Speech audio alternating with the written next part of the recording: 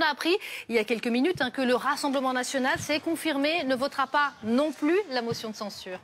Oui, tout à fait, le Rassemblement national qui ne votera pas cette motion de censure. La France insoumise qui, elle, la votera. Bien sûr. Extrêmement motivée pour voter cette motion de censure. Aurélien Lecoq, député de la France insoumise du Nord, est avec nous. Motion de censure, certes, mais pour rien, puisque le Rassemblement national, les socialistes la voteront pas. À quoi bon ?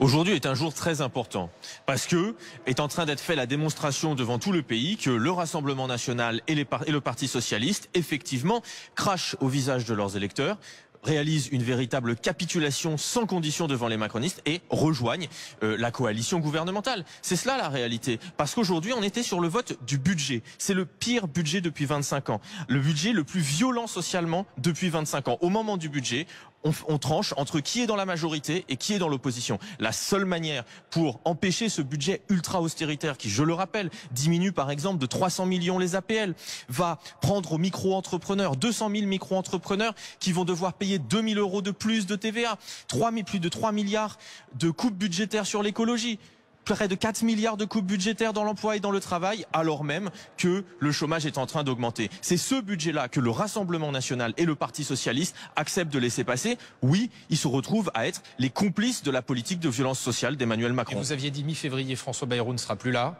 François Bayrou est toujours là, vous avez perdu votre pari.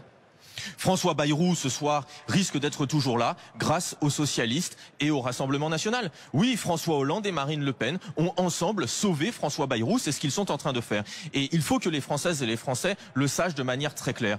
Dans ce pays, il y a celles et ceux qui se tiennent droit face aux macronistes pour les combattre, qui sont fidèles aux engagements qu'ils ont pris devant les électeurs. C'est le cas de la France insoumise, des écologistes et des communistes. Et il y a toutes celles et ceux qui ont décidé de s'aplatir, de se transformer en paillasson de la Macronie et de les maintenir au gouvernement. C'est le cas du Rassemblement national et c'est le cas des socialistes. Et pour ce qui est des socialistes, je dois le dire, il y a non seulement le fait qu'ils acceptent ce budget d'une violence inouïe, mais il y a aussi le fait qu'ils acceptent de permettre à M. Retailleau, à M. Darmanin, à M. Valls, à Mme Borne de se maintenir au gouvernement, alors même qu'ils avaient annoncé eux-mêmes que si Retailleau était nommé ministre, c'était une excuse suffisante pour pouvoir voter cette motion de censure. Pour autant, est-ce que la traduction de ce qui est en train de se passer, Aurélien Lecoq, c'est que pour vous, le Parti socialiste ne fait plus partie du nouveau Front populaire? Quand on écoute ce que disent les députés socialistes, ils disent « Si, nous on considère qu'on en fait toujours partie, on a un désaccord de stratégie, mais on est encore une alliance. » Et pour vous? De fait, le Parti socialiste, aujourd'hui, ne peut plus se réclamer du nouveau Front populaire. Pourquoi? Oui ou non, est-ce qu'ils en font encore partie? Nous avions dit que lors de la motion de censure, le nouveau Front populaire, si les socialistes ne la votaient pas, compterait un parti de moins. Donc oui, le Parti socialiste aujourd'hui s'est mis en dehors du nouveau Front populaire. Il ne fait plus partie du nouveau Front populaire. Pourquoi le Parti socialiste s'est mis en dehors du nouveau Front populaire? Parce que le nouveau Front populaire, ce n'est pas qu'un accord électoral. Le nouveau Front populaire, c'est un programme, c'est un engagement pris devant les électeurs. Moi, je vais vous dire quelque chose.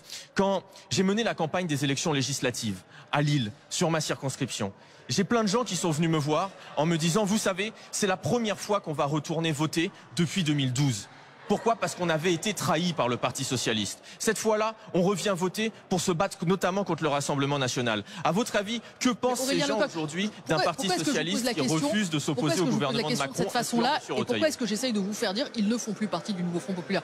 Parce qu'on a entendu ces mêmes mots au moment de la NUPES qui avait précédé le NFP. On a entendu au moment d'un certain nombre de désaccords des députés insoumis dire ils se sont mis en dehors de la NUPES. Et qu'est-ce qui s'est passé quelques mois plus tard? Vous venez de le rappeler, dissolution, élection, et vous êtes retournés les uns aux côtés des autres. D'où ma question, est-ce que ce sont toujours vos alliés ou est-ce que ce ne sont plus vos alliés? Écoutez, moi je pense qu'il ne peut pas y avoir d'alliance avec un parti qui aujourd'hui a rejoint la coalition gouvernementale. Aujourd'hui, les socialistes avaient le choix entre le nouveau Front populaire et la Macronie. Visiblement, ils ont fait le choix de la Macronie et il faut en tirer les conséquences. Nous l'avions dit et nous l'avions prévenu avant cette journée de censure. Nous avions dit s'il y a de nouvelles élections, il faut que dans chaque circonscription de France, il puisse y avoir une candidature qui incarne la rupture avec le macronisme. À partir du moment où les députés socialistes ne votent pas la censure, cela signifie qu'ils ne peuvent pas incarner cette rupture avec le macronisme. Donc à vos yeux, c'est même devenu des adversaires. S'il y a une élection et que vous présentez des candidats face à eux, ce sont des adversaires. C'est même plus des partenaires, ce sont des adversaires. Mais je crois que vous employeriez ce terme? Je crois que les socialistes sont effectivement devenus des ennemis de leurs électeurs. Pourquoi ? Ils ont été élus, encore une fois, notamment pour repousser l'extrême droite. Aujourd'hui, les socialistes permettent le maintien au gouvernement de ministres qui n'ont rien à envier à l'extrême droite, qui sont applaudis par le Rassemblement national en permanence, notamment M. Retailleau. Rendez-vous compte que, je crois que c'était hier soir, sur une chaîne du service public, M.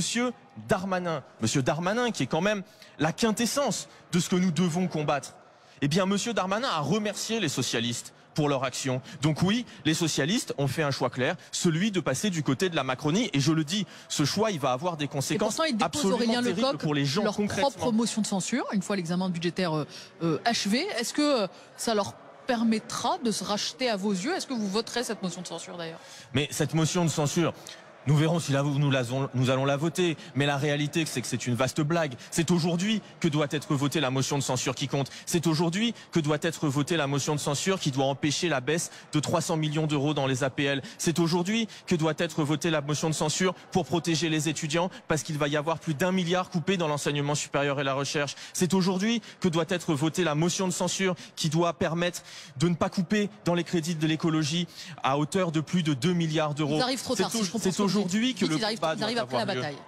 Bien sûr. Pourquoi? Parce que le cœur de la bataille parlementaire, le moment clé qui définit qui est dans l'opposition, qui est dans la majorité, le moment qui définit la politique de toute l'année, parce que le budget encadre la politique de toute l'année sur l'ensemble des domaines, eh bien c'est le vote du budget. Ce budget, le gouvernement Bayrou a décidé de le passer en force, avec un 49.3. Donc la seule manière de s'y opposer, c'était la censure. Toutes celles et ceux qui aujourd'hui ne votent pas la censure se rendent complices de ce budget, d'Emmanuel Macron et de son gouvernement. En tout cas, ce que je peux vous dire, c'est que les insoumis ce soir auront la tête haute parce qu'ils savent qu'ils auront été fidèles à l'engagement pris devant leurs électeurs. Je ne suis pas sûr que ce soit le cas de tout le monde. Merci beaucoup Aurélien Lecoq. Dans quelques minutes, bien sûr, on va suivre François Bayrou, ce qu'il va dire à la tribune pour cette première motion de censure de la journée à laquelle il est confronté. Et on vous retrouvera évidemment dans quelques instants en direct de l'Assemblée nationale.